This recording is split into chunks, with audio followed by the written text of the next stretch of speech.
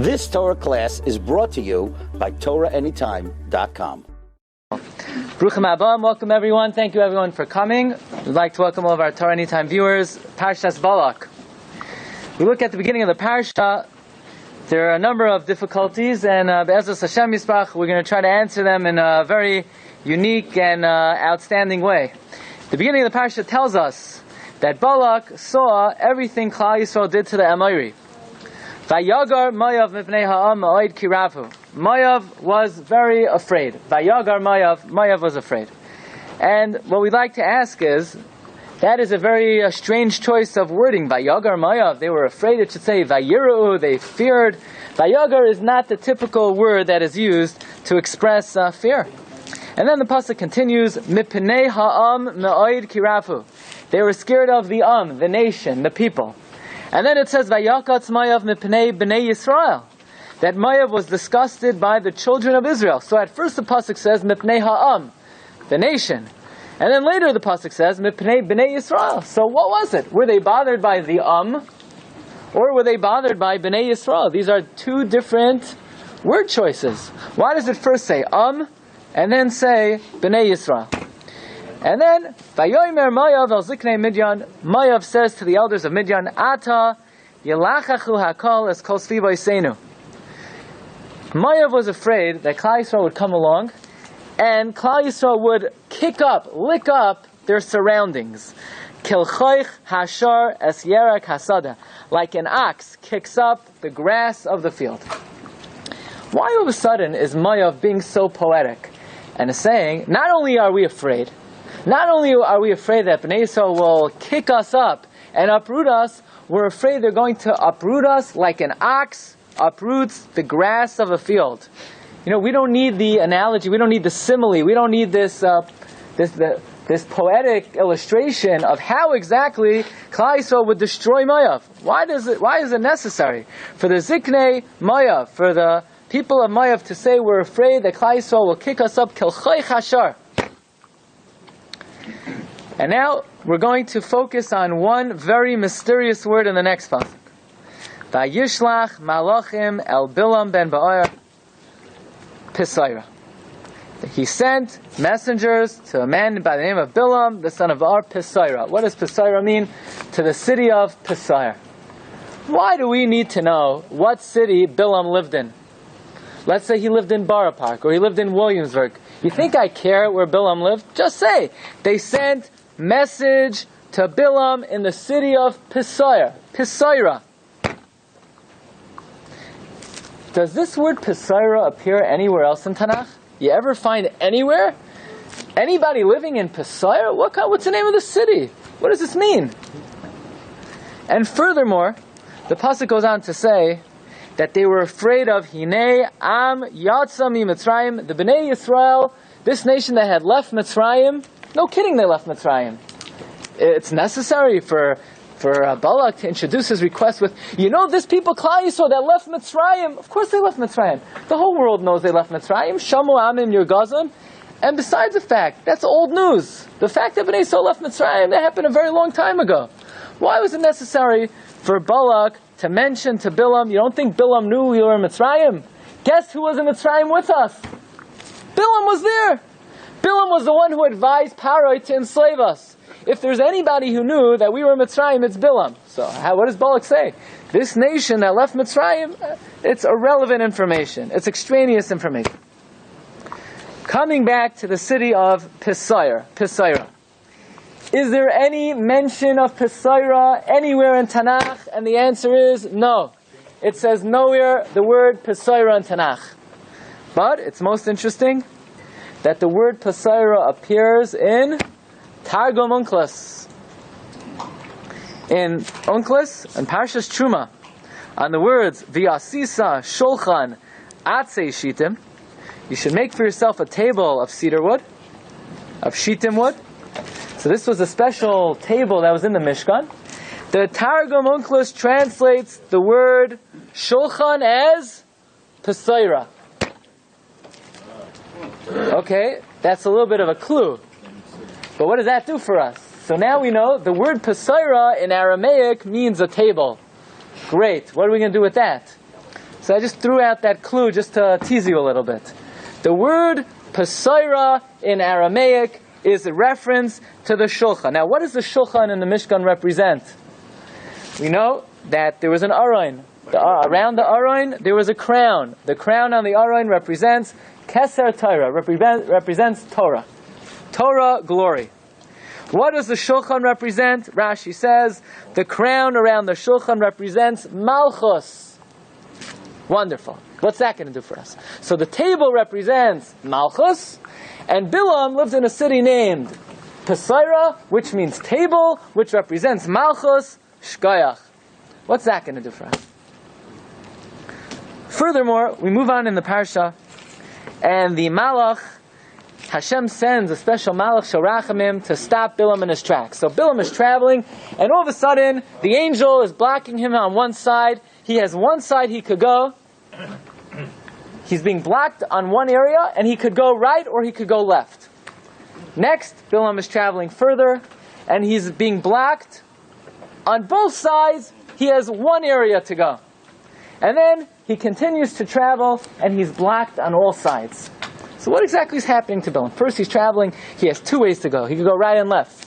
Then Bilam continues to travel. He can only go one direction. And then Bilam continues to travel, and he's completely blocked off. Says Rashi, Simone Avos Hereu.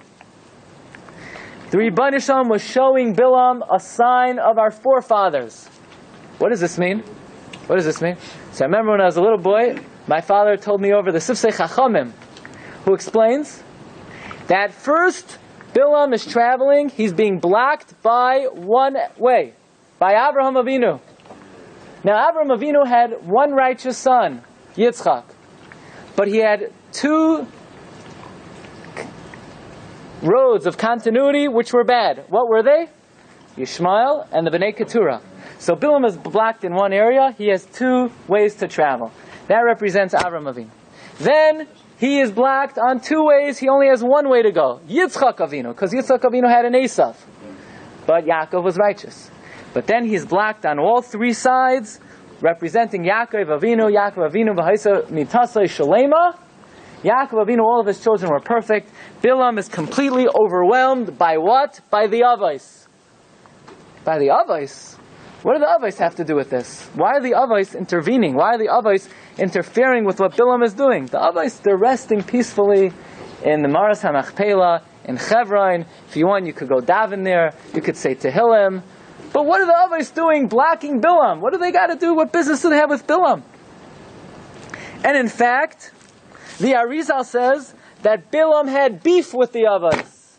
Bilam didn't like the Avos. Says the Arizal, comes from one of the Kisvei of the Arizal, courtesy of Rabbi Obam Shul, behind the back door on the right, not even with you open up a special door behind the door, there's secrets from the Arizal. I was able to borrow one of them, and it made your way to your sheet over here. So it says, from the Arizal, Shar HaPsukim, Vayasem Hashem davar b'fi Bilam, Vayomer Shuv El Balak v'choy sedaber. These four words, go to Balak and say to him, spell out Rashi Tevois Avos. Shuv El Balak v'choy sedaber. El Aleph Balak Beis v'choy Vav sedaber Saf. Spell out Avos. Bilam was going to uproot the Avos. What does that mean? He was traveling to the Maras HaMachpelah to dig them up? What does it mean uproot the Avos? What was he going to plan to do? The Avos are there. They're resting, like we mentioned. They're resting peacefully in the Maras HaMachpelah. There's nothing Bilam could do to the Avos. Their legacy has already been completed. Avraham is Midas HaChesed. Yitzchak is Gevura. Yaakov is Tiferes. How exactly is Bilam going to uproot the Avos? You want to say he's going to uproot Klal Yisrael? What does he got to do with the Avos? And the Avos are coming to block him? What business do they have with Bilam? Further, we continue on. Vayiftach Hashem es pi ha'asayin. God opens up the mouth of the donkey. V'atomer leBilam, and the donkey says to Bilam, Me'al sisi lecha, what did I do to you? Ki hikisani zeh shalosh regalim, that you hit me these 3 times. And Rashi's bothered. It shouldn't say shalosh regalim 3 times. Regalim refers to 3 feet, or 3 Yamim Tovim holidays, it should say Shalosh Pa'amim. That would be the correct usage. The correct word should say Shalosh Pa'amim. Why Shalosh Regalim? Says Rashi, Bilam was going to uproot the Shalosh Regalim. Pesach, Shavuos, Sukkot. What's that supposed to mean? Bilam was coming to with a hammer to break all the matzah, all the matzah factories. Bilam was coming to tear down the sukkahs. Bilam was coming to, spray chicken soup on all the cheesecake on Shavuos. What does it mean Bilam was uprooting the 3 Regalim? How exactly is he going to uproot the 3 Regalim? So you say, well, he's coming to destroy Klal Yisrael. It has nothing to do with the 3 Regalim. It should say he's coming to uproot Tefillin, Mezuzah, Talis, Kashrus, Torah. Why are we focusing on the fact that Bilam was coming to uproot the 3 Yamim Tovim? And moreover, what did he want? Did he want to uproot the 3 Yamim Tovim? Or did he want to uproot the 3 Avos? We just said from the Arizal, El, Balak, V'chais, Sedaber spells out Avos. And now Rashi's telling us he's coming to uproot the 3 Regalim. So make up your mind, Bilam. What you lost it? Figure out what you want to do. Do you want to uproot the 3 others? Or do you want to uproot the 3 Regalim? The answer is very simple. The Arizal tells us that the 3 Yamim Tovim are symbolic of the 3 Avos. In fact, the Torah, in Orach Chaim, Siman Taf Yud Zayin, in number 8, the Torah points out that he heard in the name of his brother that the Yamim Tovim are Keneged Avraham, Yitzchak, and Yaakov.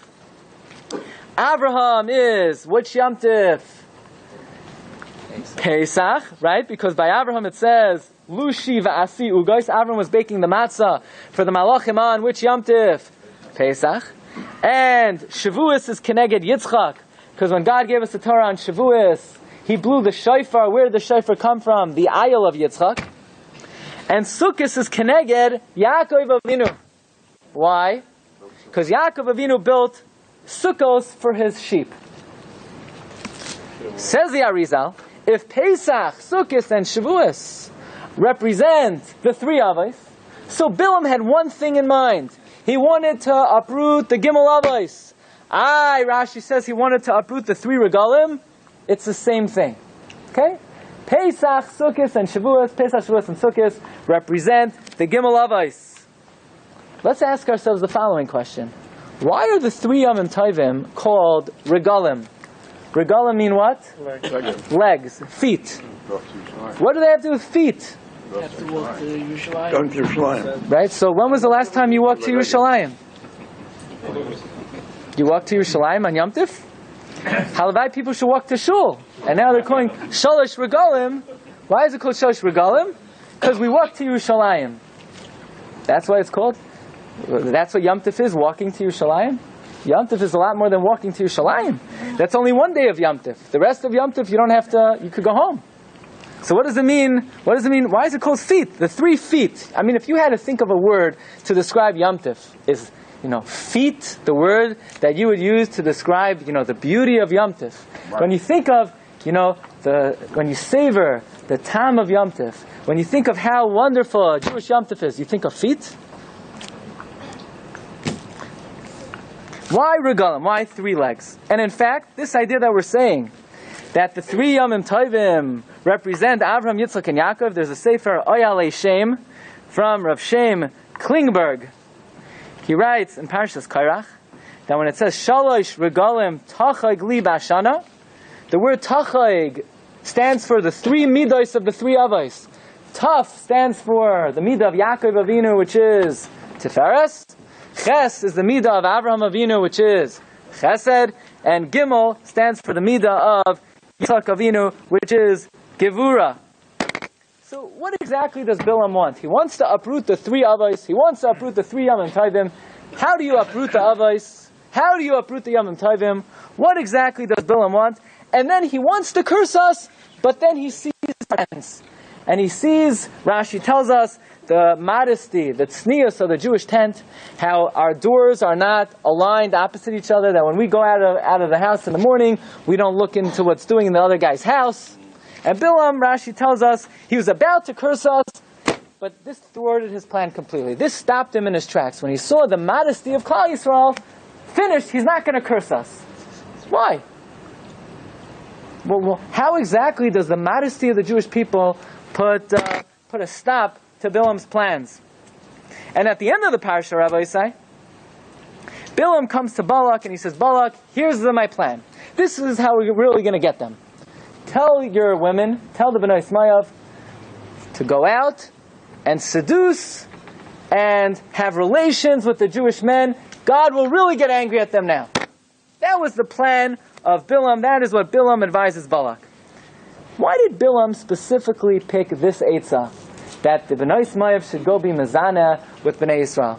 I mean, if Bilam wanted to get Hashem angry at us, you know what he should have done? He should have said, this is what I would have done. Go into the shuls, and during Chazar Hashatz, get them to talk. Get them to talk during Chazar Hashatz. Or, go over to people and tell them to tell you Lashon Hara. Or, convince them to wear shatnez. I mean, why specifically Arayas? Arayas with a guy, it's very bad. It's only a lav. There's no chiyuv kares. There are many, many more isurim in the Torah that are much more chamor. Right? If you live with a Jewish woman who's a nida, it's a chiyuv kares. You live with a guy, it's not a chiyuv kares. So why exactly is Bilam advising Balak that the Bnei Moav should be mezaneh with Kais? Here, Rabbi Isai, we're about to hear a tremendous revelation of the Arizal. And the Arizal addresses perhaps the main question on the Parsha. And that is, what was Balak thinking? Balak sees Klal Yisrael, they're coming out of Mitzrayim. The Mitzrayim were decimated. They were destroyed. 10 Makos, Kriyas Yamsuf. Every last Vayinatzu es Mitzrayim no longer existed. We don't hear from Mitzrayim for hundreds of years. Bnei Yisrael is crossing through the Yamsuf. They go through the land of the Amori. They destroy the Amorim. What is Balak thinking? Balak thinks he's going to hire this magician Bilam. Bilam's going to say abracadabra, and the Jews are going to go down. I mean, who are you kidding? This is Bnei Yisrael, right? Shamu amim yirgazun. When Hashem gave them the Torah, the whole world shook. God's on their side. Well, Balak is a fool. Balak's a smart guy. Says the Arizal an amazing thing. Last week's Parsha, 2 weeks ago, Parshas Kairach. What caused Kairach to go off? Rashi tells us, Kairach saw Baruch HaKodesh. Who is going to come out of him? Shmuel Hanavi. So Kairach says like this, I don't like what Moshe Rabbeinu is doing. I'm going to start up with him, and one of us is going down. It's either me or him. So, if you're a betting man, 50-50 is not really that great when your life is on the line. So why did Kairach take the risk? Because he saw Baruch HaKodesh, Shmuel Hanavi is going to come from him. So he figured, if Shmuel is going to come from me, if I'm going to start up with Moshe and one of us is going down, it's obviously Moshe Rabbeinu. Says Balak. Balak saw through his kishuf, through his necromancy, through his magic, through his black magic, Balak sees in the distant future a great person is coming forth from him. His name was David HaMelech. So Balak says, if David HaMelech is coming from me, then I'm not going down. I still have many, many, many generations left in me to last. Because if David HaMelech is going to be born from my grandson Eglon, who would give birth to Rus, who would be the matriarch of the Davidic dynasty, that means I'm going to last for many, many hundreds of years. So Balak, says the Arizal, saw Beruach HaKodesh, that he is being supported by one of the greatest individuals who would ever live, David HaMelech. So he's thinking to himself, where do I turn when it comes to issues of royalty? I send my message to Pesaira. What does Pesaira mean? Shulchan. What is the Shulchan? Malchus, says the Arizal. The Targum of Pesaira, it's the Targum of the word Shulchan. Shulchan is Malchus. If you have a problem with Malchus, if you don't know what to do with Malchus, what do? You go to Pesaira. That's what Pesaira means, says Arizal.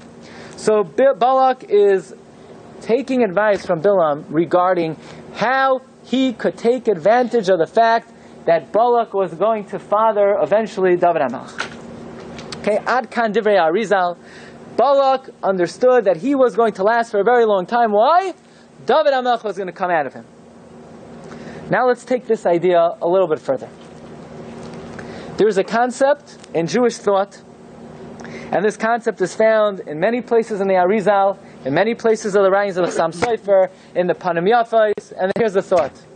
The thought is that every item in the world, every person in the world, every inanimate item in the world has a life force. What is the life force of everything in the world?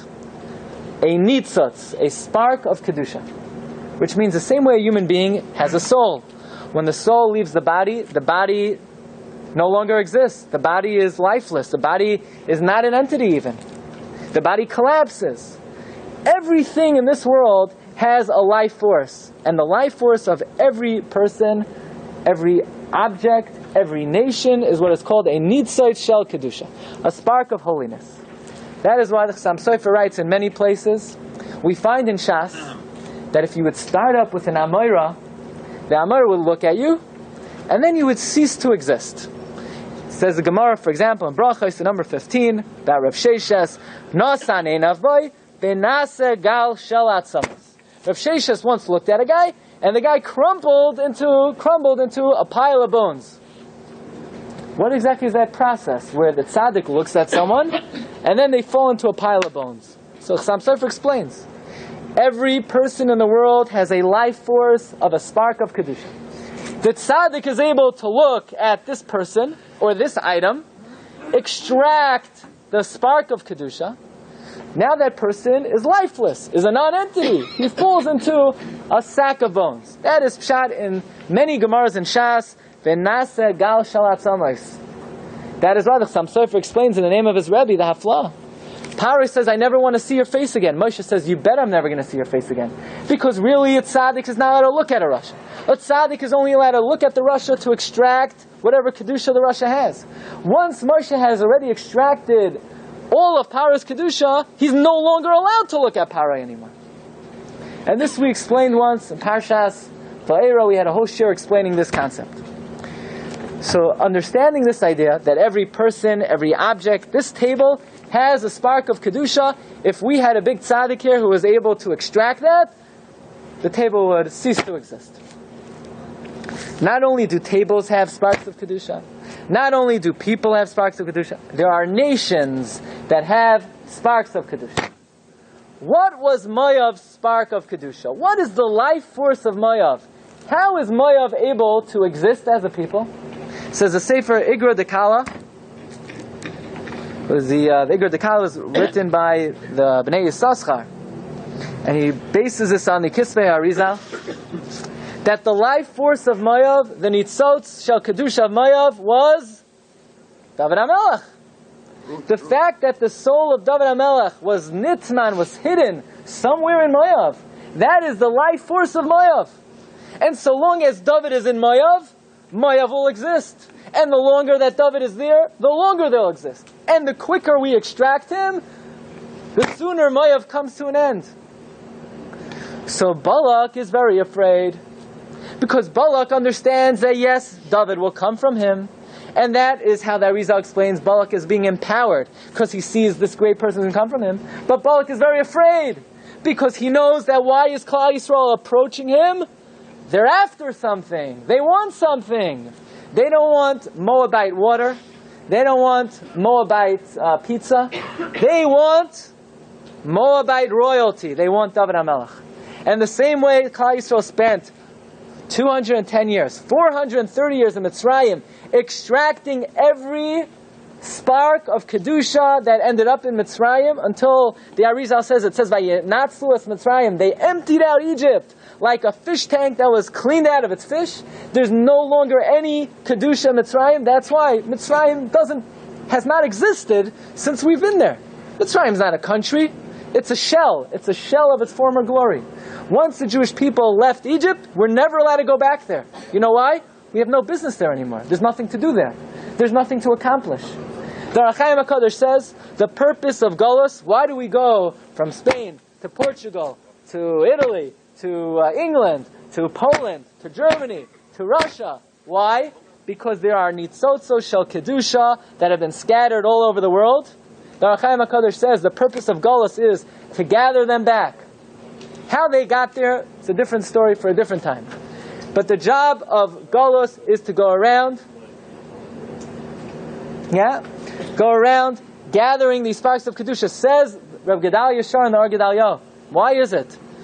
Jews will be in Spain, and they'll reach untold greatness, and then the next night they'll roll out, never to return again. And then they go to the next country, they're successful, they reach the highest echelons of society, the next day we're gone, never to return again. And it's like that for every single country we've ever been in. How long do you have in America? I don't know, but Reb Chaim Volozhiner says America is the last stop. Okay, so why is it that we're successful, and then San Diego, no? suddenly we're gone, never to return again? Says Reb Glatstein, because as soon as we finish our business, as soon as we gather up all the nitzotzos shel kedusha, we're out of there. We have no more business there. So Balak is very, very scared. Balak is afraid we're going to come, we're going to find David, we're going to collect him, and they will cease to exist. So what does the pasuk say? Vayagar Moav. Vayagar means to store away, to hide away, to put into deep hiding. He's protecting his treasure because he knows the life force of Moav is David HaMelech. And in fact, Rabbi Isai, when Hashem told Moshe, go destroy Midian, the Gemara says in Baba Kama, Moshe made a kal v'chomer. If we're supposed to destroy Midian, and Midian was just helping Moav, so certainly we have to destroy Moav. Whereupon God says, no. Don't destroy Moav yet. You know why? Because there's still business to take care of in Moav. You still have to collect David HaMelech. 2 preidos tovos, 2 good doves, are destined to come out of Moav. So therefore, even though logically you should be destroying Moav, so long as David HaMelech is still in Moav, you cannot touch them. They're untouchable. Al tatzar as Moav al tiskar ba milchama. Says the Medrash. There's a very interesting Medrash. This Medrash is number 24. It's called Medrash Yilamedenu. The Medrash says that Hashem tells Moshe Rabbeinu, Parshas Matos, Nekaim Nikmas B'nei Yisrael. Why the double Lashon? Nekaim, Nikmas. Says the Medrash, Nekaim is for Midian, Nikmas is for Moav. Ask the Medrash, why is Hashem asking us to take revenge from Moav at a later date? Says the Medrash, because David HaMelech was still trapped in Moav. We still needed to get him out.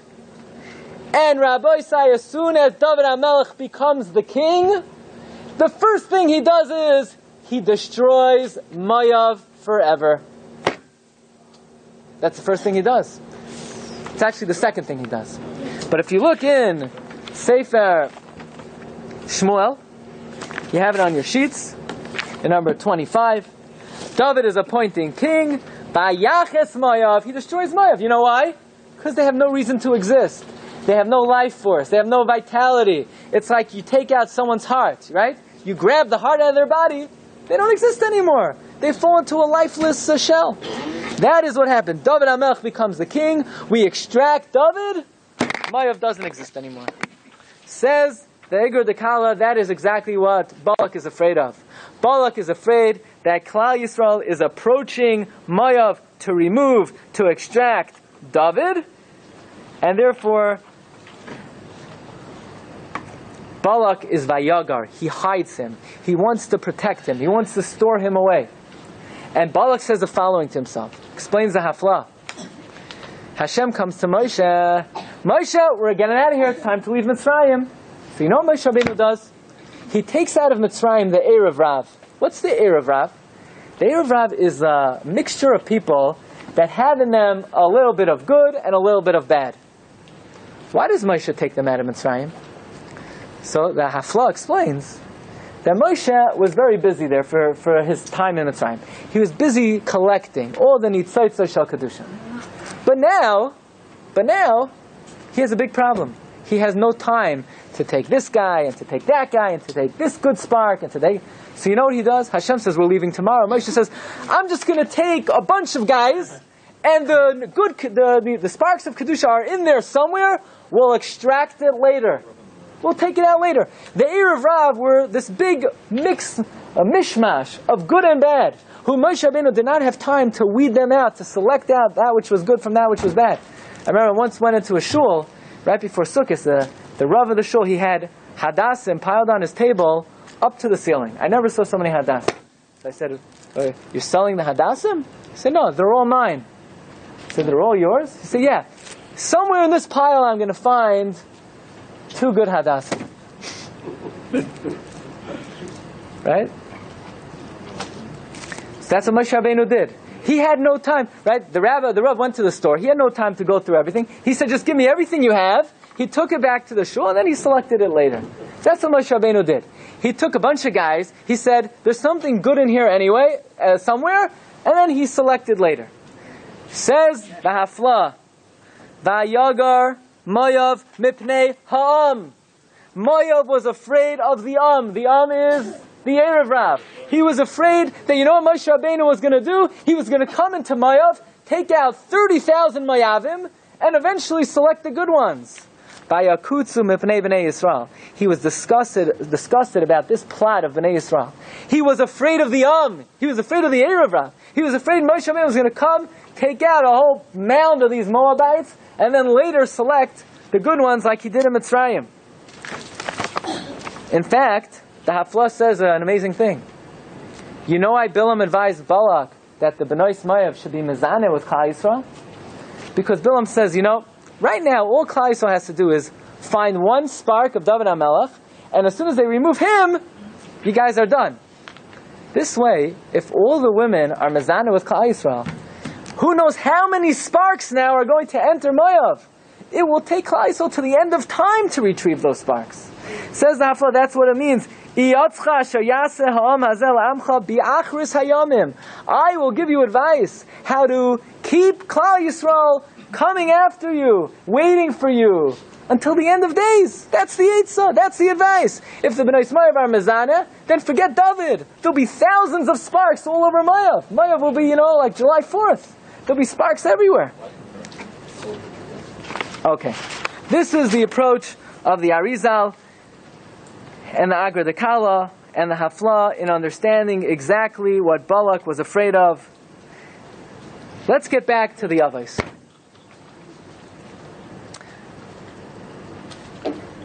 Balak, Bilam, they want to uproot the 3 Avos. They want to uproot the 3 Regalim. And we said it's all the same. It's all the same. The Avos are represented by the 3 Regalim. How many Yomim Tovim do we have? How many Regalim? 3 Regalim. Is that true? What if we're forgetting about one Regel? There's one Regel which is called Regel B'fnei Atzmai. Which Yom Tov is Regel B'fnei Atzmai? Shemini Atzeret. Okay, so that means there are 3 Regalim, and then there's a Regel B'fnei Atzmai, Shemini Atzeret. Who is represented by Shemini Atzeret? If Avraham, Yitzchak, and Yaakov represent Pesach, Shavuos, and Sukkot, who's represented by Shemini Atzeret? David HaMelech. David HaMelech. Says the Sefer Shari Oira. Shari Oira is one of the great works of mysticism. Look at number 26. The Shari Oira writes, it says, Shalosh Regalim Tachagli B'Shana Kineged Avraham, Yitzchak, and Yaakov. But don't forget about Shemini Atzeret. Says the Shari Oira, Shemini Atzeret is represented by David HaMelech. So you have the 3 Regalim on one side, and they work with who? Avraham, Yitzchak, and Yaakov. Then you have a separate entity called Shemini Atzeret, which is represented by David HaMelech. Shemini Atzeret is which day of Tshuva beginning from Rosh Chodesh Elul? Right? You believe it or not, Rosh Chodesh Elul is not too far away, right? What day of Tshuva is Shemini Atzeret? Well, you have 29 days in Elul, and then the 22nd day of Tishrei Shemini Atzeret, the 51st day of Tshuva is Shemini Atzeret. Nun Aleph. Na. Avraham had a relative by the name of Lot. Lot wants to go where? To Sodom. Avraham says, I don't want to fight with you. Al na tehi meriva. Let there not be a fight, because you're going to go to Sodom. David HaMelech is coming out of who? Light. I'm going to lose David. It's going to be very hard for me to retrieve David, Abraham says to Light. It'll be very difficult for me to get him back. You're going to go to Sodom. Abraham is going to be lost in the David's going to be lost in the nice Light. He's going to end up in Moav. Until I get him back, it's going to be many, many, many generations. Abraham says, Al na tihi meriva. Please, let's not there be a fight. I don't want to lose Na. What's Na? Shemini Atzeret. Who's Na? David HaMelech. I don't want to lose that. That is why it's pointed out in the Sefer Likutei Ma'amarim. Balak says to Bilam, V'ata now, L'cha na arali. Please go curse. Who? Na. Who's Na? The 51st day, David HaMelech, Shemini Atzeret. In other words, who is Balak and Bilam looking to preserve forever? David. The longer they keep David lost in Moav, the longer they will last. If David stays in Moav forever, Moav will be forever. If David is retrieved early, Moav will be destroyed immediately. So they're looking to preserve the Na. They're looking to preserve and take away from Klal Yisrael. Who are they looking to schlep away from Klal Yisrael? David. Which Yom Tif? Shemini Atzeret. Okay, Rabbi Say, listen to the following. It's a big chiddush. So we would like to suggest that if we had the privilege to see the Kisei HaKavod of the Rebbeinu Shalom, God's throne of glory, we would notice that Hashem's throne has how many legs? 4. Who are the 4 legs of God's Kisei HaKavod? Abraham, Yitzchak, Yaakov. And who? David. Now we understand why the 3 Yom Tov are called Regalim. They're the Raglei HaKisei HaKavod. Very simple. The 3 Regalim are the legs, are the feet of the Kisei HaKavod. So if we would have the privilege, we would see Abraham, Yitzchak, Yaakov, David. Which leg holds the throne up? Whose leg? David. A 3-legged chair can't stand. That is why it says that when Yehuda was born, V'ata miledas Amida, the Shalach HaKadosh points out. God's throne was able to stand when Yehuda was born because David's leg keeps the Kisei HaKavod standing. Otherwise, it falls down. It's nekar. It's uprooted. So Bilam and Balak, who do they want to hold hostage? David. If they hold David hostage, David never becomes part of Klal Yisrael. The Kisei HaKavod remains 3-legged. What are they uprooting? The 3 Avos. What are they uprooting? The 3 Regalim. They're nekar. Because 3 legs don't stand. Only with David HaMelech does the Kisei have Amida. Shalach HaKadosh points out, you look at the word Yehuda. Yehuda is Yud Kei Vav Kei, with which letter? Dalet, the 4th leg of the Kisei HaKavod. Right? So by Bilam and Balak holding David HaMelech hostage, they want to uproot Abraham, Yitzchak, and Yaakov. They want to uproot Pesach, Shavuos, and Sukkot. By the way, Chassam Sofer writes that, all the Regalim are called Chagim, except for Shemini Atzeret is a Regal, but it's not a Chag. The Mechaber says, don't call Shemini Atzeret a Chag. Why not? Shulchan Aruch writes in the name of the Rama Mipano. Right?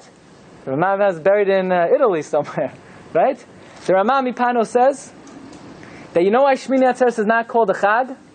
Chag means a circle. All the Yomim Tovim are around the circle. But what's the center point of the circle? Shemini Atzeret. The source of Kedusha of all the Regalim is Shemini Atzeret. You're Oiker Shemini Atzeret, you're Oiker all the Regalim. So Bilam is coming to be Oiker Avraham, Yitzchak, and Yaakov. He's coming to uproot who? He's coming to uproot Pesach, Shavuos, and Sukkot. Hold on to your socks. So David HaMelech is more important than the others? He's not more important. The 4th leg of the chair, practically speaking, holds everything together. He's the Makabah, he's the final Regal Amida. So it comes out, listen to the following. The Malachim come to the house of Abraham Avinu, and one Malach was telling Sarah she was going to have a child. And one Malach is healing Abraham Avinu, and one Malach came to destroy Sodom. What about the Malach who came to rescue light. Were there 4 malachim? You had one malach who healed Abraham, one malach who destroyed Sodom, one malach who told Sarah she's going to have a child. What about the malach who rescued light? So Rashi tells us, the malach that healed Abraham is the same malach that rescued light. What, there are not enough malachim to go around? Hashem couldn't find a 4th malach to do the job of rescuing light. He had to have one malach heal Abraham, and the same malach, he was short on workers, he was short on cash, so he figured you do 2 jobs? Says a Chidush Harim, listen to the following. It's mamish, half live a fella. Ultimately, we are not allowed to marry Moav. You can't marry them. If a man comes from Moav, even if he converts, and he learns Shas 50 times with the Yushalmi, Sifra, Sifri, can't marry a Jewish woman. Why not? Because Moav is off limits. What did they do wrong? So the pasuk says in Kiseitze, look at number 30. Why? Number 1, they didn't bring us bread and water. Right? When we were traveling through Moav, they should have, set up Poland Spring water machines so that as we're traveling through, we could, stick our cups in as we pass through. Right? Klal Yisrael would have lined up with cups. Right? And everyone would pass through. They would have given us water. They should have set up, concession stands, giving us free hot dogs. Right? That's what the Torah is saying. They should have given us food. And they hired Bilam ben Ba'ar against us. But very surprisingly, if I were to ask you, if you can't marry someone from Moav because they're rotten to the core, are you allowed to marry the women from Moav? Yeah? You're allowed to marry the women from Moav. Why?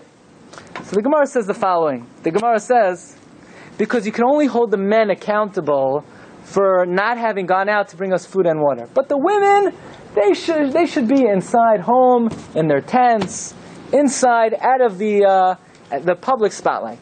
So we can't say to the women, you're so unkind, you're so cruel, you should have brought water and food to Klal Yisrael. No! The women were exactly where they belonged, they were in their house. The Gemara asks, but what do you mean? So I understand the women aren't going to bring food to the men, but the women should bring food and drink to the women. The Gemara says, no.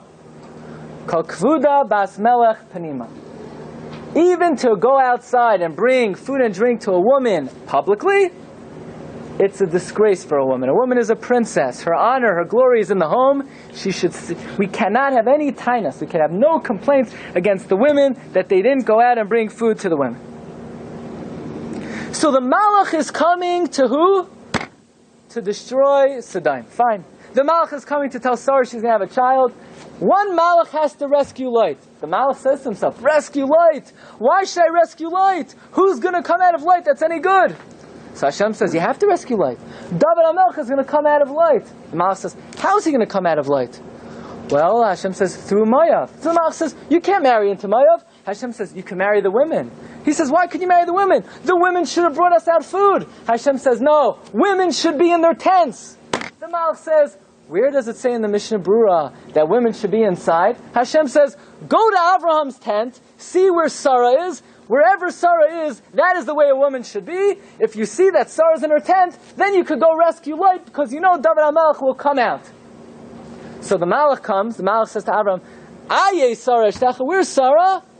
Hinei ba'ayal, Abraham says, she's in the tent. Oh, the Malach says, Hashem was right. Women are supposed to be modest. Women should not be in the public eye. If that's the case, then only you can't marry the men from Moav, but you could marry the women from Moav. And now David HaMelech will be born from Moav and have to go save light. Says the Chidush Harim, that is why the Malach who rescued light had to first go to the house of Abraham to receive the halacha that kol kevuda bas melech panima. You got it? It's complicated, but you got it? The Malach had to go to Abraham's tent to learn the halacha of kol kevuda bas melech panima. And now he could save light. By the way, Magal HaMukos says, David HaMelech, right? If we were to ask David HaMelech comes into the room, we all stand up, we say, David, what saved you? How are you Jewish today? He would say, it's Sarah. When Sarah stayed in her tent and she established the halacha that women are honored in private, not in public, that's how I'm a Jew today, because that's why Jews are allowed to marry the women from Moav. In fact, David HaMelech says, Esa einai al harim. Me'ayin yavai yasvi. I lift up my eyes to the heavens. Where does my help come from? Says Magal Mukos. Esa stands for, you know where David's help came from? Esa aye Sarah ishtecha. The fact that Sarah was in her tent. David HaMelech is a Jew. 1 second. So we would like to suggest something very novel, unbelievable. If Balak knew that David HaMelech was hidden somewhere in Moav, I would venture to say that it was Balak's greatest dream come true if he could get the Rebbeinu Shalom to say, Lo yavai mayavi b'kal Hashem. Because if the Jewish people can't marry into Moav, guess who will be lost forever? David. How's David ever supposed to get out of Moav if the Jews will never be able to marry, Rus be born as a Jew, and then convert? So if Hashem will say, Lo yavai mayavi b'kal Hashem, that is Balak's dream come true, then David is trapped forever. Right? When Balak would go to sleep at night, he would count sheep, and then he would say over the pasuk, Lo yavai mayavi b'kal Hashem, Lo yavai mayavi. He would write it, he would have artists paint it for him. This was the mantra of Balak. Lo yavai mayavi b'kal Hashem. And he comes to Bilam, he says, Bilam, what could we do to make it that Moavim will not be allowed to marry into Klal Yisrael? And this way David will be trapped forever, and if David is trapped forever, who exists forever? Moav. So Bilam says, I have 2 pieces of advice for you. The first thing you need to do is hire me. If God sees you're hiring me, he'll say, those ingrate Moabites.